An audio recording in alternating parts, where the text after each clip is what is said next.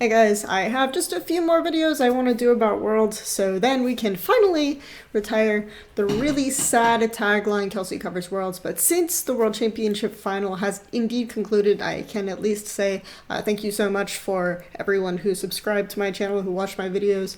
I had pretty much a blast doing a lot of this stuff, and I'd like to continue making content at least until I get another job for next season, and maybe even after. We'll see. I've been motivated to invest a little bit more into this channel. Hopefully I can get upgraded overlays or something coming out after I finish this series.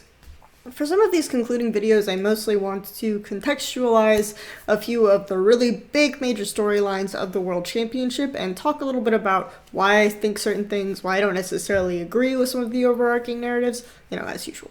And so for the first topic, I really want to just talk about Invictus Gaming winning the whole thing and what that means to me as someone who has been an LPL fan in particular for a really, really long time, who has followed Chinese League of Legends for ages, who has really soaked up this stuff, who has tried to get as much out of it as I can. I remember trying to get early access to the Chinese solo queue servers just so I could watch Ionian ranked games. Like I was this kind of sad and pathetic little Chinese LoL fangirl. So, of course, during that time, I either advertently or inadvertently came up with a rather decent acumen of LPL history, and I'm here to talk to you a little bit about kind of the stuff that Invictus Gaming had to overcome and how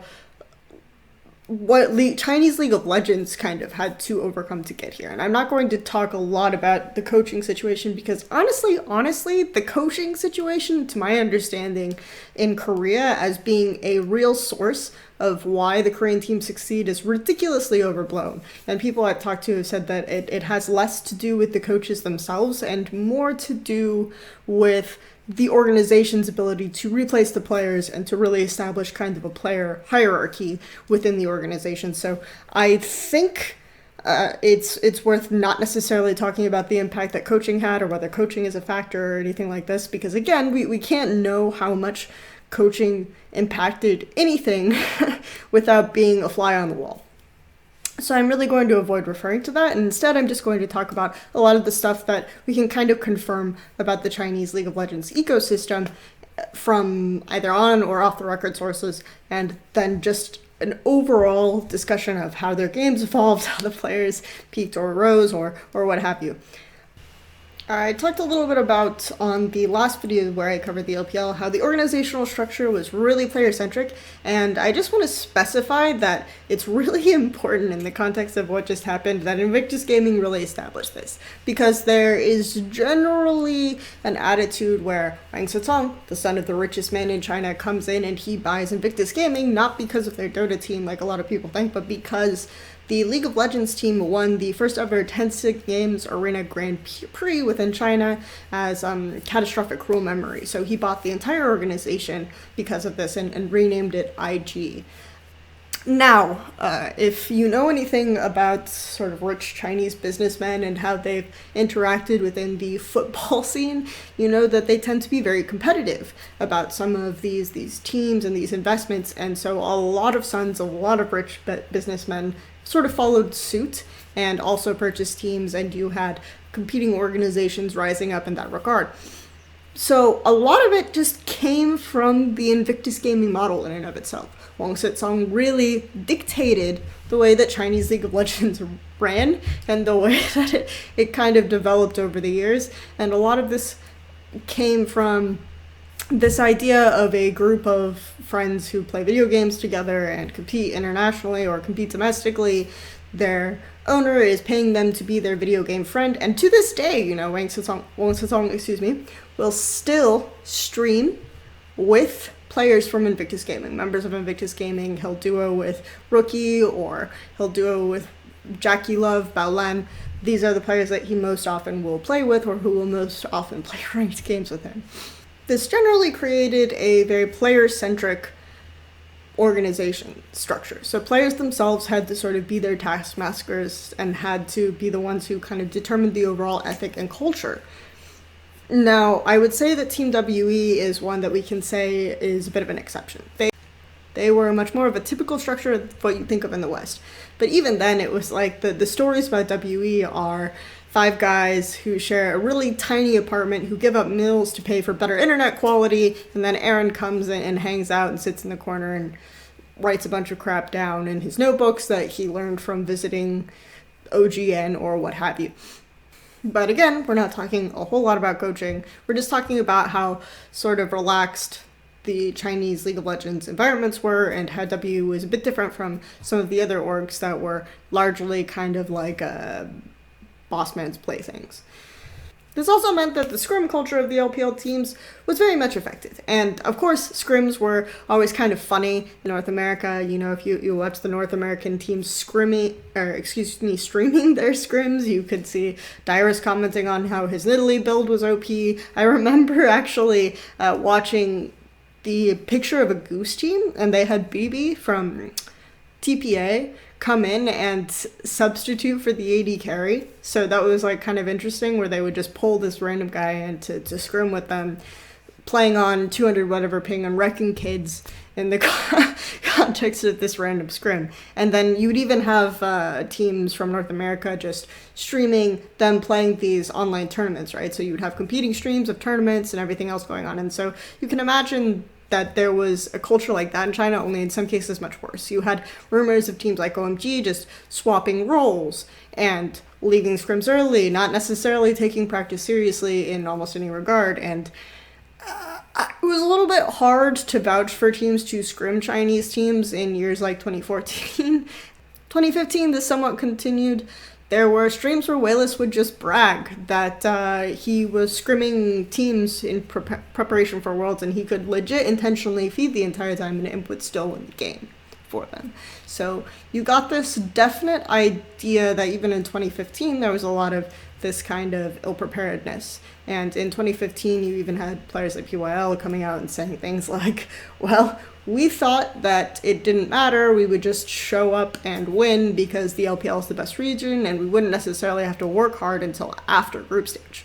And of course Snake's manager Zhou and Edward Gaming's manager and co-founder, everyone knows him more famously for the Girlfriends or the Root of the Ball Evil web show where he came on it and talked about this, Sanshao, all said that things like, you know, Edward Gaming was a team that preferred to scrim against LSPL teams because they really felt like these LSPL teams cared more in scrims and would actually just like really try to win against them, whereas the other LPL teams would not show very serious performances or very strong performances in the context of scrims. So practice was so bad that they would prefer to scrim effectively the challenger equivalent of their league. And that's why you had so many rumors of teams like King and teams like Snake really rising up and bubbling up as teams that would be extremely good in the LPL context because they just focused scrims much more seriously, and so their scrim performances were sometimes ridiculously undefeated against these LPL teams.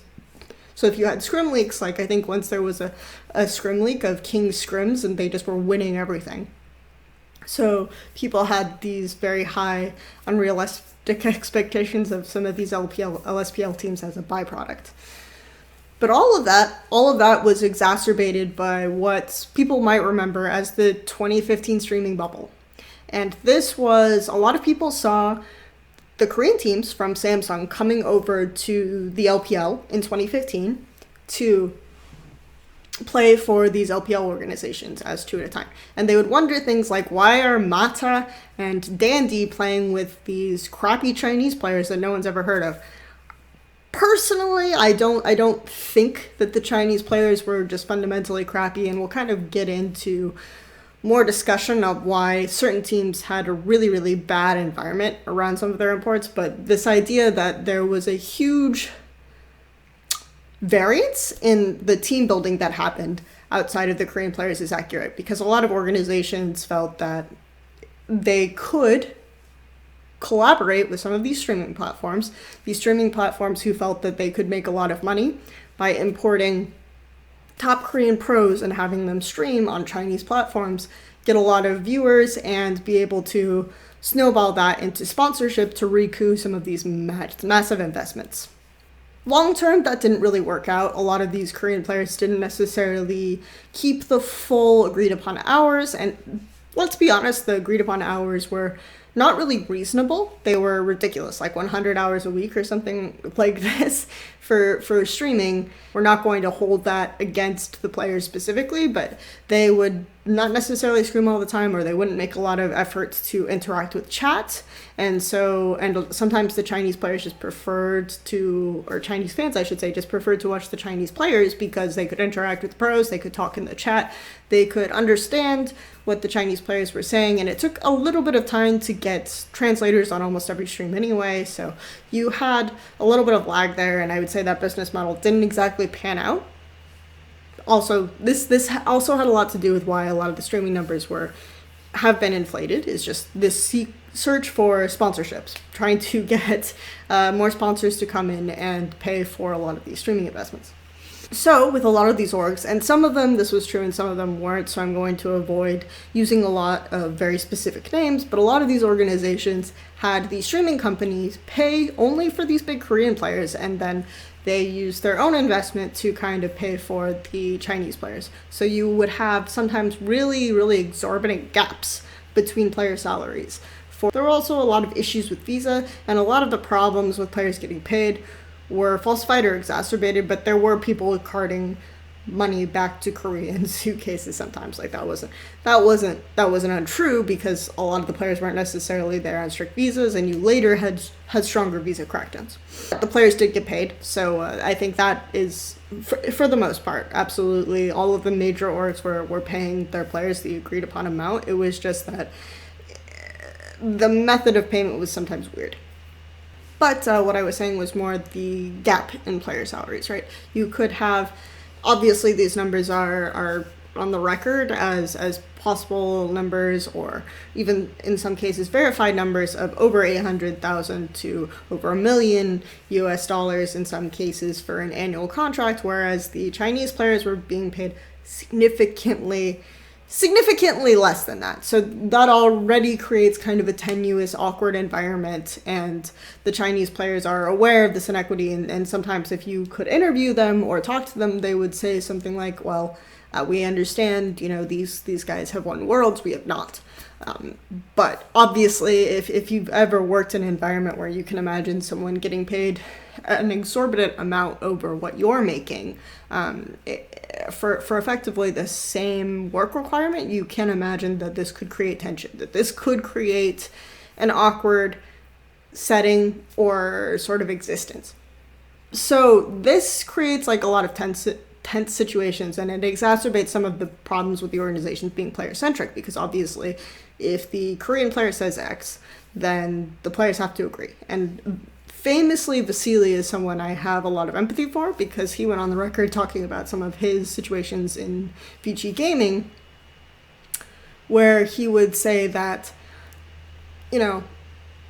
if a mistake happened in the lane, and Mata said, I did X, that would end up being the thing, and he wouldn't get a say, nothing would happen, and it would just be his fault. It would continuously be his fault, even if Mata made a clear mistake that the rest of the team could see, it would always just be his fault. And obviously I have some empathy for Vasily for having a lot of feeling, I guess, like he didn't have a good outlet, that he had to bottle up a lot of rage. I don't have empathy for him as bad as it got, but you can understand the sort of situation or some of the things that he was feeling. But I would say that the worst of this was mostly 2015 stuff, right? Stuff that happened in 2015, and in 2016 you see slight turnarounds where a lot of these Korean players are being integrated a little bit more. It's not as insane in Wild West, it's not as insane and inequitable. And you have more collaboration on teams like Royal Never Give Up, on teams like Edward Gaming coming to the forefront. Team players are finally actually learning Korean, and I talked about this on a little video, not Korean, Chinese. I talked about this in the little video where they would be learning things like, hi, my name is, on Weibo suddenly a year after being in China. So you suddenly had a slight shift, but I wouldn't say it really made a big difference until 2017, when I would say then a lot of the streaming money was not in effect. And this is where you have Chinese casters like Joker going on the record to say that Chinese salaries are now lower than North American, and in some cases lower than Korean salaries. So the salaries were not nearly as insane by that time. You didn't have players leaving from Korea to go to China. Like, there was a lot more incentive to go back to Korea because the difference between some of these salaries was evening out. You didn't have the huge pressure from streaming platforms. Streaming platforms weren't seeing this insane return on the business model that they wanted.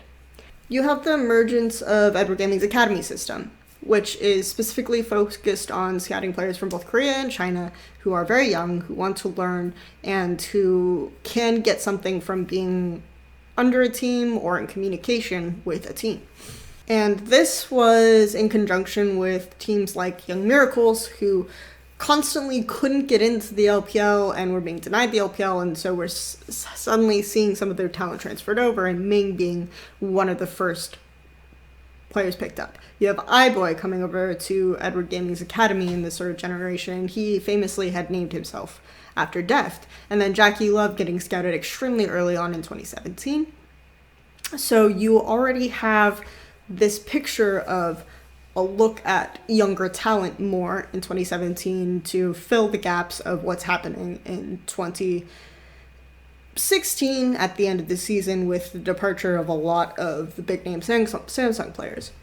And then RNG, because they had an all-Chinese roster, and it was funny because when this came out, like talking to journalists or other people in the scene, they posited RNG had just run out of money, you know. There was no way for them to compete for some of these big name Korean players because they just run out of money, but really they were focusing on an opportunity for an all-Chinese roster, and this is something that Coach Firefox said at the end of the 2017 season as well, is that they had this unique opportunity and they could take it, and it didn't end up crashing and burning like the Golden Guardian situation because it was more genuine, right? I think key here is having Ming come to the roster, Ming being a player who's part of the Young Miracles roster that failed to make it into the LPL all 2017 season, and who was a player who was part of a duo with Ning, who duoed together up to Challenger and Ionia during the period when Invictus Gaming was struggling. And this was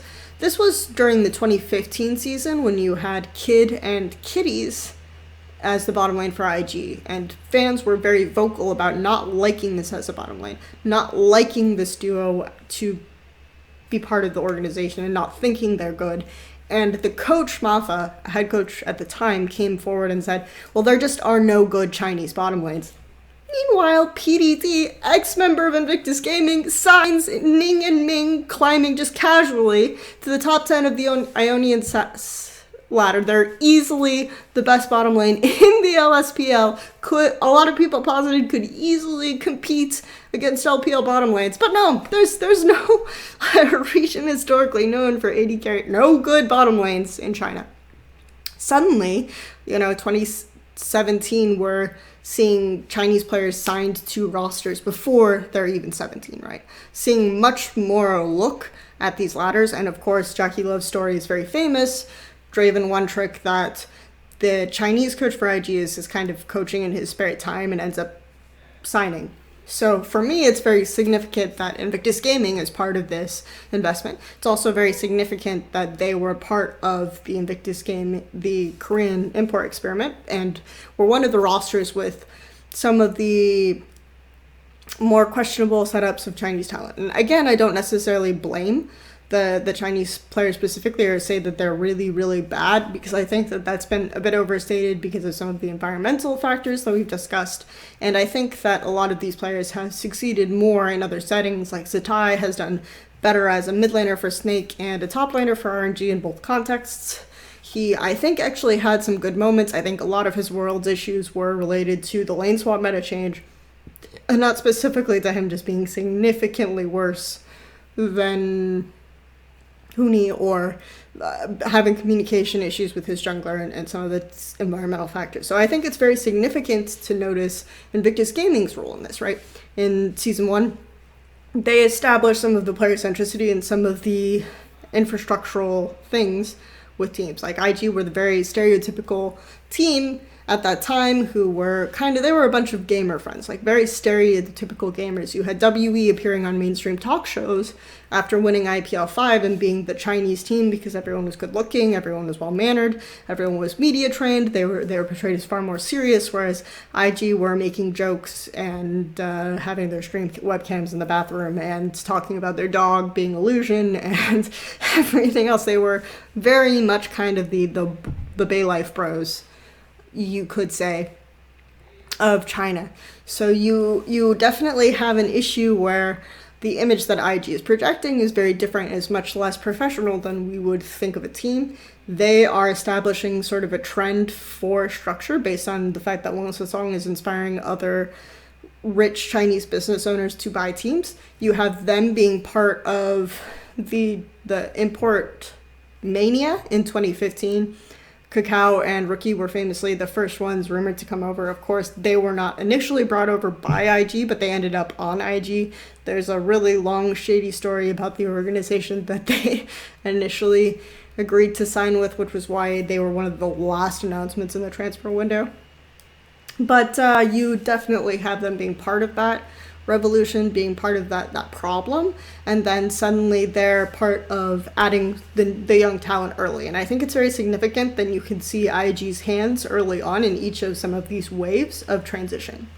And as to go Peter back to ROG, I think the fact that they went for an all-Chinese roster allowed them to focus much more on team play, macro transitions, and bringing that more to the forefront in China. And if teams wanted to beat them, they sort of had to adapt to that a little bit.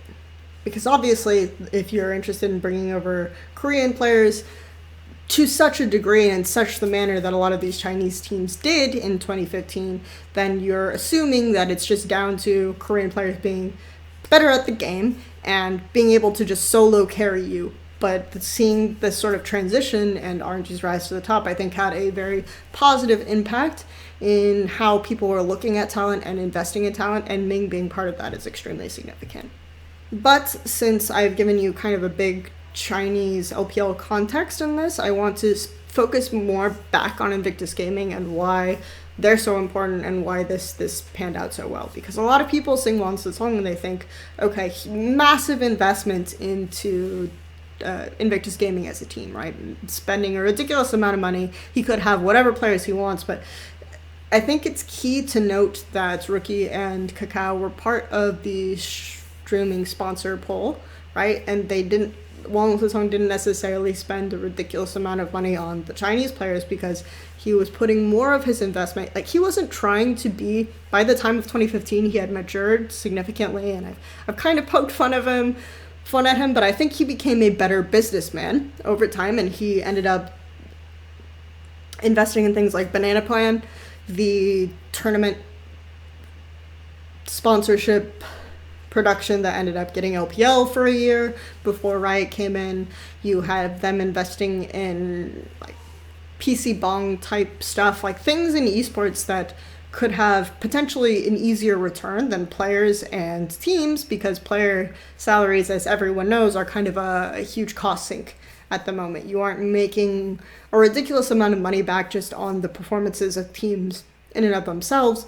You want to find other ways to make your money in. So I think that Wang Song's investments became a little bit more intelligent and a little bit more money conscious, and that's why you don't see him spending a ridiculous amount of money to get UZI, though. Of course, there was a very famous story about him and the royal owner ages ago where they kind of went to war fighting over UZI and PDD. But I think that really shows his maturity and how he kind of grew up over time. But one of the key takeaways is I've had confirmed by a couple of sources at this point that the reason why Kakao parted ways with IG in 2015 was about salary, was about money. And IG I'm not sure how much he asked for, and I'm not sure how much IG offered him, but I do believe, based on this information, that it was salary related and they couldn't come to agreement on that. It's totally understandable and that's totally reasonable, but it again shows IG not necessarily wanting to spend any money possible to get any players that are necessarily perceived to be the best on every single scale.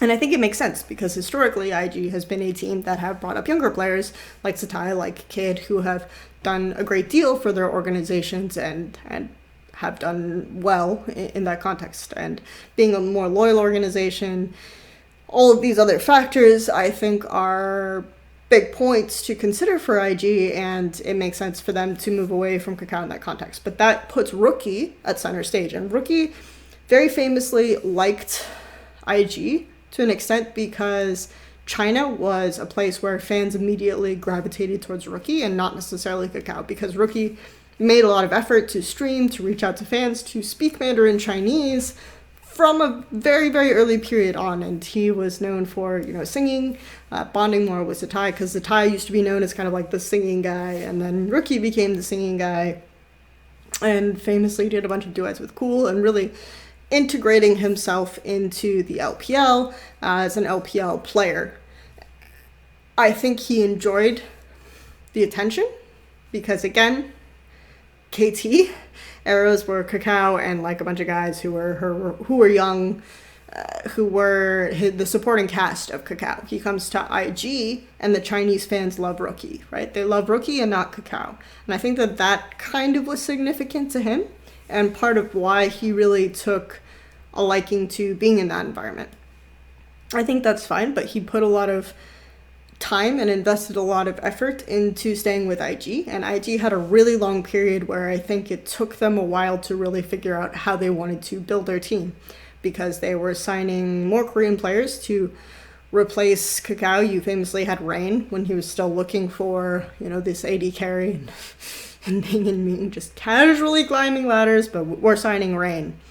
I think Rain was one of the worst performing LPL AD carries. They had this insane debacle where they put Save in, they put Zatai mid, they put Rookie as the AD carry, and they tried to get that to work. There was a year where they went through 480, there was a summer split where they went through 480 carries and 3 supports. Tabe came back, a bunch of other stuff before they settled on Battleland, who I think showed a lot of promise. He hasn't necessarily have the highest ceiling ever, but he was really skilled on champions like Braum, champions like Tom Kench over the years. So I think that he was still a good sort of peel protective support in that regard. So he was not necessarily a bad investment. And when they were rebuilding their roster again in 2017, it's worth noting that I was happy they kept Battleland because the rest of the players were not necessarily working out. Zatai really wanted to play mid, so he left to do that on Snake. Ended up a top laner on RNG. A guy can't make up his mind, I guess. But I think it's very important to note that IG's changes are fundamental in how I'm talking about the LPL developing. And one of the most pivotal moments for me when I had some respect for what Wang Sutong was doing was when you have the famous IG versus Phoenix 1 show match, which ended up being Phoenix 1 versus IG's girls team because Riot wouldn't necessarily sanction the event. But you had Gate coming over and a bunch of the boys from the Phoenix 1 team, and there was an interview with Wang Sutong at the event, and he said the difference between IG this year and last year is that this year IG will have a good AD carry. There are rumors that he was trying to get Jackie Love in before Jackie Love was of age, all this, but he wasn't. The key thing is that people immediately thought Prey. People immediately thought all of these great, huge ADCs that were already in vogue and could be pulled over, but IG instead signed a young Chinese AD carry really early on in the 2017 season and made him an investment. And he didn't necessarily appear on the roster, but they got West, an AD carry who was part of Game Talents, and I thought, okay, this guy could actually be good. He didn't pan out that well. I still think West could be a pretty good middle-of-the-pack ADC on a different Chinese team, but I think that West was a good investment and a good choice. They pick up Ning who had just swapped to jungle from the AD carry role. Like, Ning finally makes an appearance. He was on Young Miracles. They've had like 7 series, I think, in total where he couldn't qualify. And Ning, Ming, and Knight were the most notable players on that team, other than maybe Klaus, the Korean top laner. But I think Klaus was kind of like a Huni light, so take that for what you will. But they end up picking up these players. They have Jackie Love, who's a very long-term investment player. The Shy, I don't fully buy the thing that WE kicked him because he had champion pool issues. I think it was more he came over with WE as a streamer and as a personality because he was 15, right? He's been with WE for ages. They wouldn't just decide to randomly kick him. The same year, the very same moment he gets snapped up by IG just because his champion pool is bad. I think it's more likely that they were having a lot of good success with 957, who is also a young player that WE themselves invested into.